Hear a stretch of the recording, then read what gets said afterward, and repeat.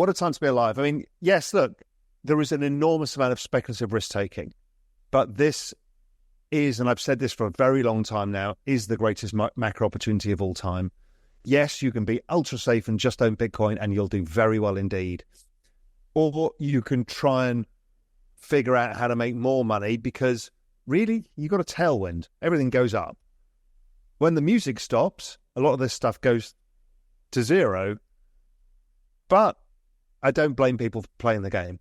And the game of the biggest mid stuff, okay, that's a very big game indeed. You know, the when Ethereum started or Solana or Sui or Apps or whatever it is, right? These things are incredible wealth-generating machines.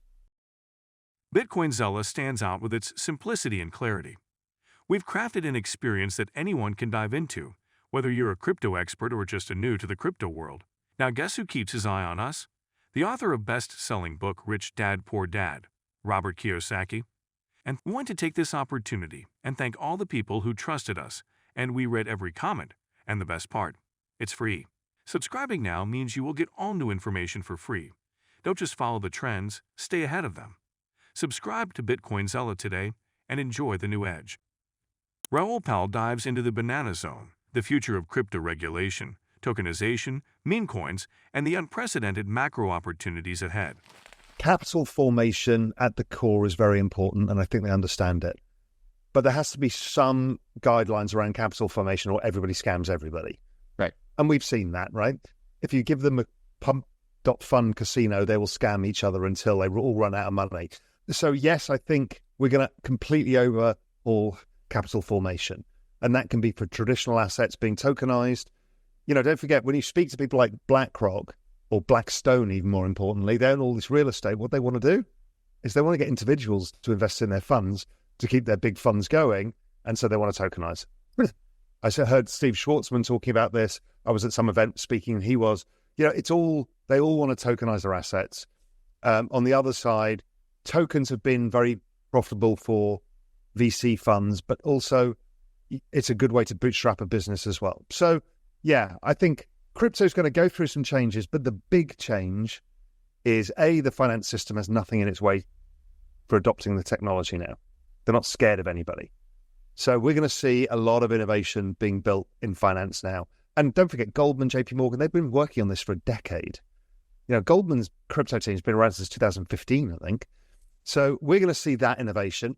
The other side is all of the brands, the cultural side of stuff, from football teams to pop stars to sporting to everything, entertainment industry, it's all coming.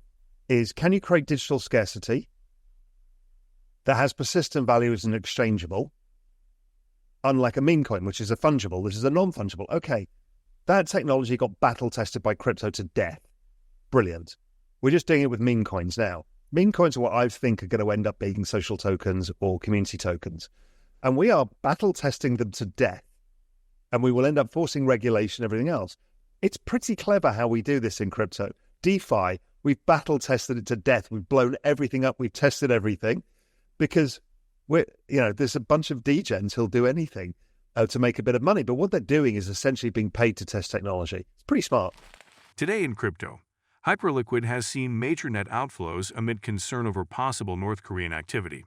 The IRS rebuffed a lawsuit challenging staking taxes, and Botswana's central bank said crypto is low risk and pushed for timely regulations. Hyperliquid has suffered its largest ever outflows, over $256 million in the last 30 hours to December 24, after security experts said that North Korean hackers were trading on the crypto derivatives platform. MetaMask security researcher Tay Monahan said in a December 23X post that the Hermit Nation's hackers had been using the platform from as early as October in a bid to test how to exploit it. The post sparked concerns about the platform, and outflows from Hyperliquid on December 23 hit an all-time peak of $502.71 million, while inflows reached over $253.5 million. Hyperliquid said on Discord it was aware of reports circulating regarding activity by supposed TPRC addresses. There has been no TPRC exploit, or any exploit for that matter, of Hyperliquid. All user funds are accounted for. North Korean hackers, such as the Lazarus Group, have stolen $1.3 billion worth of crypto in 2024, doubling last year's haul in an effort to scrape together cash for the nation, mostly cut off from the world by sanctions. The U.S. Internal Revenue Service has reaffirmed its stance that staking rewards are taxable income upon receipt, rejecting arguments from a second lawsuit filed by Joshua and Jessica Jarrett. The couple had contested that rewards from staking should be treated as property and taxed only when sold. In its response, the IRS referred to Revenue Ruling 2023-14, which mandates that staking rewards must be reported as income at their fair market value when they can be sold or exchanged. According to the tax agency, Revenue Ruling 2023-14 requires taxpayers who receive staking rewards to report the rewards as income at their fair market value upon having the ability to sell, exchange, or otherwise dispose of them. The Bank of Botswana said the country's local crypto markets remain undeveloped and categorized it as a low-risk investment. Still, the bank said that regulations should be put into place to prevent potential digital asset risks in the future. Domestically, risks emanating from crypto assets are minimal, but ongoing misconduct in the segment presents regulatory concerns. Regulators therefore need to develop effective oversight frameworks for the sector. In its financial stability report, the central bank said that the increasing interconnectedness of the crypto market with the rest of the financial system presents potential future systemic risks. Yeah. Yeah, I don't know how you can be a fiduciary at this point and not look at him and shake your head and say, damn it, I need a strategy.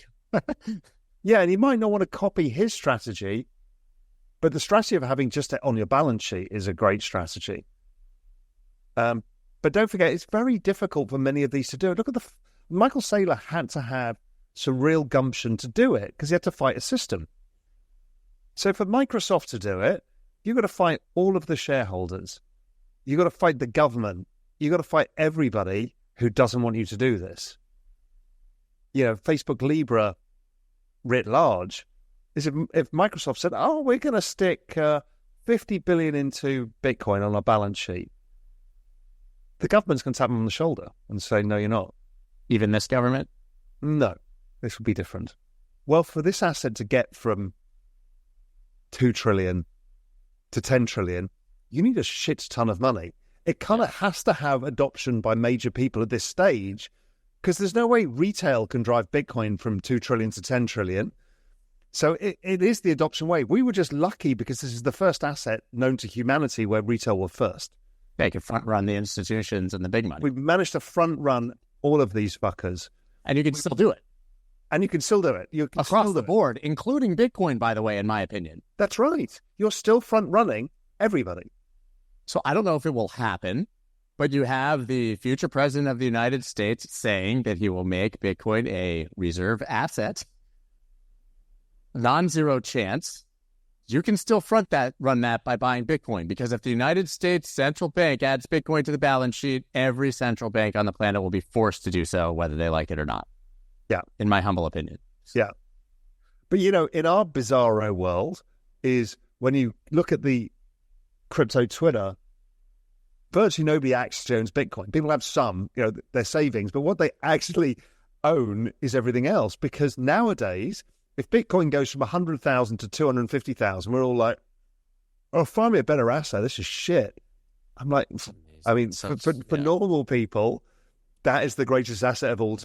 What a time to be alive. I mean, yes, look, there is an enormous amount of speculative risk-taking, but this is, and I've said this for a very long time now, is the greatest macro opportunity of all time. Yes, you can be ultra safe and just own Bitcoin and you'll do very well indeed. Or you can try and figure out how to make more money because really, you got a tailwind. Everything goes up. When the music stops, a lot of this stuff goes to zero, but I don't blame people for playing the game.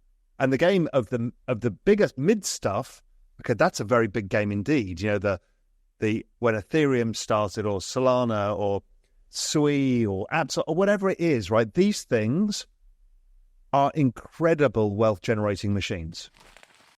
Retail investors are famously always late to the party, flocking to Bitcoin only when it smashes through glamorous milestones like $100,000. This Christmas, the dinner table will offer more than turkey and pudding.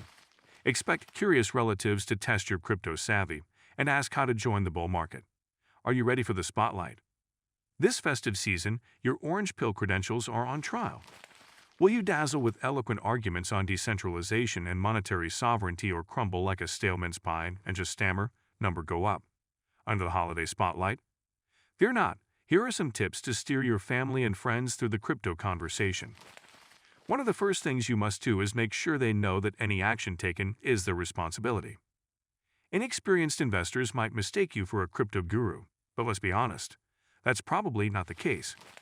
Chris Bernisk, partner at venture capital firm Placeholder and former blockchain products lead at RK Invest, put it, "No one knows anything for sure about markets. The only people you know for sure are lying are those who say they know for sure." When crypto markets roar in a full-blown bull run, everyone feels like the next Warren Buffett. Stay humble. Admit you don't have all the answers. Remind them not to follow your footsteps blindly like a herd of sheep. Caution is key, even in the frenzy. And do not forget to subscribe to Bitcoin Seller. The most important news will reach your inbox on a daily basis and for free. I do not know why you have not subscribed yet. If you like the video, give it a thumbs up and subscribe for more daily updates. Remember, knowledge is power, and we're here to empower you on your financial journey. Until next time, happy investing.